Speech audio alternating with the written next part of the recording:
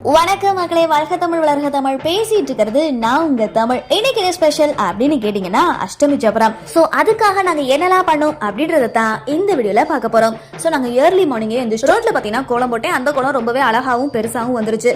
சரி, ஜப்பரத்துக்கு தேர் இல்லாம எப்படிப்பா அப்படின்னு சொல்லிட்டு நான் தேரும் வரைஞ்சு முடிச்சுட்டேன். சோ அஷ்டமி ஜபரம் அப்படின்னாலே சாமி வந்து படி அளக்கும் அப்படின்றதுதான் கதை.